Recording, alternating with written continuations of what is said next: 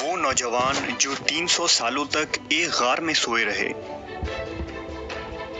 اس طویل نیند کے بعد وہ دوبارہ کیسے بیدار ہوئے؟ کیا ان کی اس نیند کی تشریح سائنسی علوم کے ذریعہ کی جا سکتی ہے؟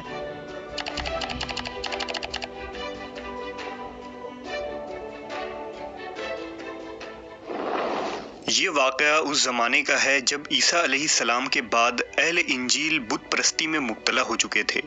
روم کی عیسائی حکومت بھی مختلف بتوں کی پوجا کیا کرتی تھی اور دوسروں کو بھی اس عمل پر مجبور کیا کرتے۔ اس دور میں دقیانوس نامی ایک بادشاہ کی حکومت تھی جو بڑا ظالم تھا۔ جو کوئی بھی بت پرستی پر راضی نہ ہوتا وہ اسے قتل کر ڈالتا تھا۔ اس شہر میں جس کا نام افسوس تھا، کچھ نوجوان رہا کرتے تھے جو ایمان والے اور نیک لوگ تھے۔ جب دقیانوس کو ان کے ایمان کا پتہ چلا تو انہیں دربار میں بلایا اور انہیں مجبور کیا کہ وہ بتوں کی پوجا کریں، لیکن انہوں نے شرک کرنے سے انکار کر دیا۔ بادشاہ نے ان سے کہا کہ میں تمہیں کچھ دن کی مہلت دیتا ہوں، تم اپنے دین سے باز آ جاؤ ورنہ میں تمہیں قتل کر دوں گا۔ چونکہ وہ بادشاہ اور اس کے فوج سے لڑنے کی طاقت نہ رکھتے تھے، لہٰذا وہ راتوں رات شہر چھوڑ کر بھاگ گئے۔ شہر سے نکل کر وہ ایک پہاڑ کے قریب غار میں جا کر چھپ گئے اور وہیں سو گئے۔ دقیانوس نے جب ان لوگوں کو تلاش کروایا تو معلوم ہوا کہ یہ لوگ اس غار میں موجود ہیں، لہٰذا اس نے حکم دیا کہ غار کو ایک مضبوط دیوار سے بند کر دیا جائے تاکہ یہ لوگ اندر ہی مر جائیں۔ اللہ کی طرف سے یہ معجزہ ہوا کہ یہ لوگ غار کے اندر اسی حالت میں سوتے رہے اور اس طرح 300 سال کا عرصہ گزر گیا، لیکن نہ ان کے جسم خراب ہوئے، نہ ان کو موت آئی اور نہ ہی وہ نیند سے بیدار ہوئے۔ اب 300 سالوں بعد دقیانوس کی حکومت کا خاتمہ ہو چکا تھا۔ کئی بادشاہ اور حکومتیں آئیں اور چلی گئیں، یہاں تک کہ رومی سلطنت نے بھی عیسائیت اختیار کر لی۔ اسی زمانے میں بیدروس نامی بادشاہ کی حکومت تھی جو ایک نیک دل اور انصاف پسند بادشاہ تھا، لیکن روم کے لوگ ایک فتنے میں پڑ چکے تھے۔ دراصل وہ موت کے بعد دوبارہ زندہ ہونے پر یقین نہ رکھتے تھے۔ 300 سال کے اس طویل عرصے کے بعد جب غار کی دیواریں گر گئیں تو یہ نوجوان نیند سے بیدار ہوئے۔ انہوں نے ایک دوسرے کو سلام کیا۔ انہوں نے ایک دوسرے سے کہا کہ شاید ہم یہاں ایک دن یا اس سے کچھ کم مدت سوئے رہے۔ انہیں شدید بھوک لگی تھی، لہٰذا انہوں نے اپنے ایک ساتھی جس کا نام یملیخا تھا اسے بازار بھیجا تاکہ وہ ان کے لیے کھانا لائیں۔ یملیخا اپنے زمانے کے سکے کو لے کر شہر میں آئے اور بازار میں موجود ایک دکاندار کو دیا تاکہ کچھ نان خریدے، لیکن جب دکاندار نے سکے کو دیکھا تو اسے شک ہوا کہ شاید اس شخص کو کوئی پرانا خزانہ مل گیا ہے، لہٰذا اس نے یملیخا کو بادشاہ کے سپاہیوں کے ہاتھ پکڑوا دیا۔ سپاہیوں نے جب یملیخا سے خزانے کے متعلق پوچھا تو انہوں نے بتایا کہ یہ میرا ہی سکہ ہے۔ پھر انہوں نے دقیانوس بادشاہ کے بارے میں پوچھا تو سپاہیوں نے جواب دیا کہ اس نام کا کوئی بادشاہ نہیں ہے، لیکن سینکڑوں سال پہلے اس نام کا ایک بت پرست بادشاہ گزرا ہے۔ یملیخا حیران و پریشان تھے۔ انہوں نے بتایا کہ ہم کل ہی اس شہر سے اپنا ایمان اور جان بچا کر بھاگے تھے اور میرے ساتھی قریب کے ایک غار میں چھپے ہیں۔ سپاہی اور بہت سارے لوگ یملیخا کے ساتھ اس غار کے قریب گئے۔ وہاں پہنچ کر لوگوں نے واقعی ان نوجوانوں کو دیکھا۔ اس کی خبر جب بادشاہ بیدروس کو ہوئی تو وہ بھی فوراً امراء اور علماء کے ساتھ غار کی طرف آیا۔ بیدروس نے اپنے آباء و اجداد سے ان نوجوانوں کا قصہ سن رکھا تھا جنہیں اصحاب کہف کہا جاتا تھا، اور 300 سال پہلے بت پرستی سے بچنے اور اپنے ایمان کو بچانے کے لیے انہیں اس غار میں بند کر دیا گیا تھا۔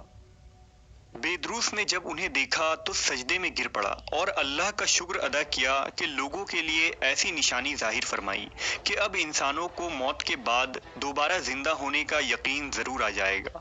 اس کے بعد اصحاب کہف نے لوگوں کو خیر آباد کہا، بادشاہ کو دعا دی اور واپس غار میں جا کر سو گئے، اور اسی حالت میں اللہ نے انہیں موت دے دی۔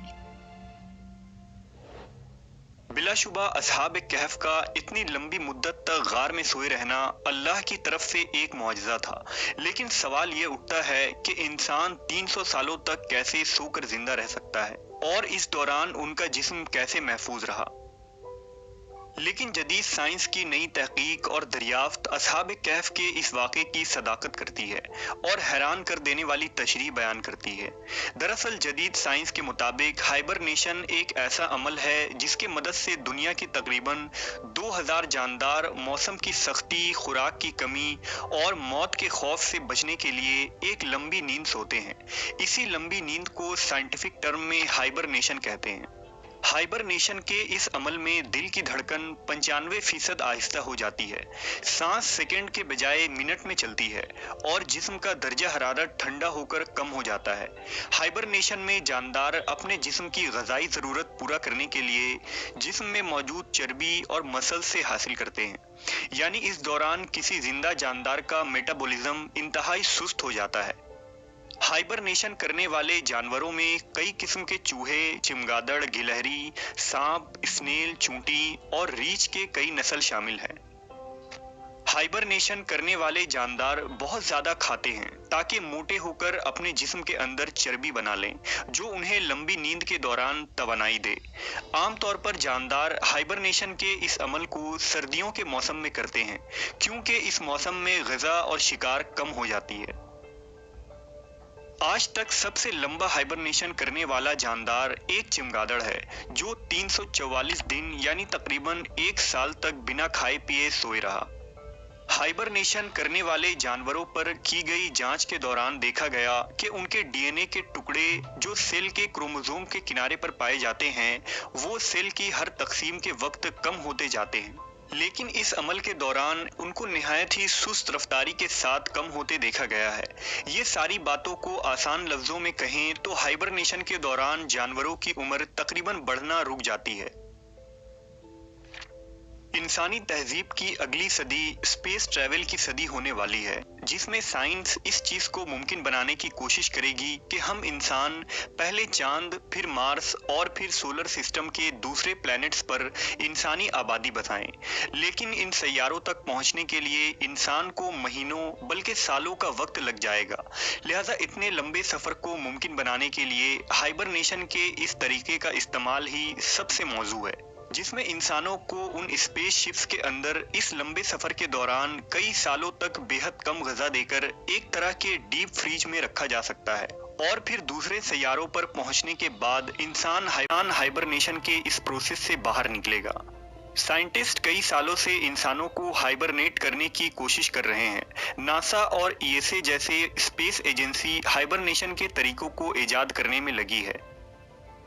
अगर सूरह कहफ के उन आयात पर गौर करें जो असहाब कहफ के इस तवील नींद के मुतालिक बताती है, तो उनके मुताबिक हमने गार में कई सालों तक उनके कानों पर नींद का पर्दा डाले रखा और जब सूरज निकले तो तुम देखो कि वो उनके गार के दाहिने तरफ सिमट जाए और जब गुरूब हो तो बाएं तरफ कतरा जाए। ये खुदा की निशानियों में से है और हम उनको दाएं और बाएं करवट बदलवाते थे। अगर तुम उनको झांक कर देखते तो पीठ फेर कर भाग जाते और दहशत में आ जाते। इन आयात के मुताबिक अल्लाह ने असहाब कहफ के कानों पर नींद का पर्दा डाल दिया था, जो हमारे अंदरूनी कानों की तरफ इशारा कर रही है। ये कान का वो हिस्सा होता है जो सोते वक्त इंसान को किसी आवाज पर चौंक कर दिमाग को सिग्नल भेजता है और दिमाग हमें जगा देती है। मगर असहाब कहफ के मामले में अल्लाह ने इस हिस्से को बंद कर दिया था। इन आयात के मुताबिक सूरज की रोशनी गार के अंदर ना पड़ती थी और वो कतरा कर निकल जाती थी। दरअसल सूरज की रोशनी इंसानी जिल्द पर पड़ने से रेडिकल मॉलिक्यूल में इजाफा करती है, जिससे इंसान की उम्र बढ़ने लगती है। यानी गार पूरे 300 सालों तक ठंडी रही और सूरज की शुआएं उनके जिस्म पर ना पड़ा। साइंस के मुताबिक अगर कोई शख्स लंबे अरसे तक करवट न बदले तो खून के सर्कुलेशन रुकने की वजह से जिस्म पर जख्म और तरह तरह की बीमारियां हो सकती है, जिसे प्रेशर अल्सर कहते हैं। लेकिन कुरान मजीद के मुताबिक अल्लाह की कुदरत से असहाब कहफ की करवट बाकायदा बदलाई जाती रही, लिहाजा वो इस बीमारी से महफूज रहे। साइंस के मुताबिक अगर आंखें ज्यादा अरसे तक बंद रहे तो आंखों के नर्व ऑप्टिक्स को नुकसान पहुंचता है और इंसान अंधा भी हो सकता है। लिहाजा लंबे अरसे तक सोने के लिए आंखों का वक्फे वक्फे से झपकते रहना जरूरी है ताकि नजर जाए होने से बचा रहे। قرآن مجید کے مطابق تم اگر انہیں دیکھو تو سمجھو کہ وہ جاگ رہے ہیں، یعنی آنکھیں جھپک رہی ہیں، حالانکہ وہ سو رہے ہیں۔ یعنی اللہ کی قدرت سے اصحاب کہف اس طویل نیند کے دوران آنکھیں جھپکاتے رہے اور اس طرح ان کی آنکھیں اندھی ہونے سے محفوظ ہو گئیں۔ جدید سائنس کے ہائبرنیشن پر آج یہ وہ تحقیق ہیں جو اصحاب کہف کے واقعے پر پوری اترتی نظر آتی ہے۔ ان تمام باتوں سے یہ واضح ہو جاتا ہے کہ ایسی طویل نیند کے بعد بیداری اور موت کے بعد کی زندگی میں کسی کو بھی کوئی شبہ نہیں ہونی چاہیے۔